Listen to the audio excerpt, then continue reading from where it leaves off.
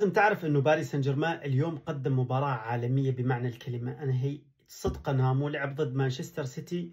قلت راح اشوف هل يا ترى باريس سان جيرمان فعلا هو باريس سان جيرمان مختلف ضد ليفربول. وفعلا اليوم باريس سان جيرمان صاحب كرة، صاحب استلام للكرة، صاحب استحواذ، صاحب افضل لعب، صاحب افضل صناعة للعب، فرص مهدرة بالجملة. أفضل حارس بالمباراة كان هو أليسون بيكر بدون منازع، لأنه باريس سان جيرمان فعلا كان يلعب ضد أليسون بيكر.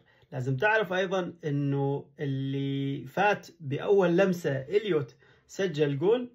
شيء بصراحة يعني ما أتوقع بدور الأبطال بلاعب سوى الشيء هذا. ما أحكي كأساسي، أحكي كبديل، يعني عرفت علي. ما أتوقع أنه صارت من قبل. هي صارت بالدوريات نعم، ولكن بدور الأبطال ما أتوقع من أول لمسة. عم أحكيها في ناس من أول دقيقة سجلت، ولكن من أول لمسة. معكم محمد بهاشتاج سبورت. أتمنى طبعا تشتركون بالقناة ونفوت على تحليل مباراة باريس سان جيرمان اللي كان بيها مستحوذ بشكل رائع. لويس انريكي عارف يعطي منظومة جديدة، عارف يقدم شيء جميل لكرة القدم، عارف يقدم. أحسه رجع اكتشف نفسه بعد خيبة الأمل يعني مع المنتخب. يعني لويس انريكي بعد أيضا بدك تحسب حساب أنه أنت نجم الفريق. يعني كيليان مبابي طلع، عندك ليون ميسي طلع، عندك نيمار طلع، يعني الكل طلع، عرفت علي. ولكن نتكلم على آخر شيء اللي هو كيليان مبابي.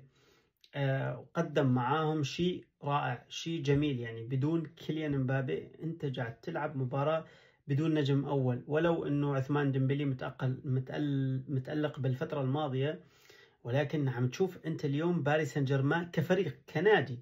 تكلم على نادي ناصر الخليفي حط رجله. يعني شوف، هو حظ العاثر تبع باريس سان جيرمان هو اللي جاي يسوي بيه وجدان. يعني على طول قرعته سيئة على طول. باريس سان جيرمان يا جماعة مثله مثل اتلتيكو مدريد، وجهين لعملة وحدة. باريس سان جيرمان واتلتيكو مدريد اثنيناتهم مساكين. واحد يتعثر بمانشستر سيتي على طول اللي هو باريس سان جيرمان، او بريال مدريد. واتلتيكو مدريد نفس الشيء على طول، يا متعثر مع ريال مدريد كالعادة، يا متعثر مع بايرن ميونخ.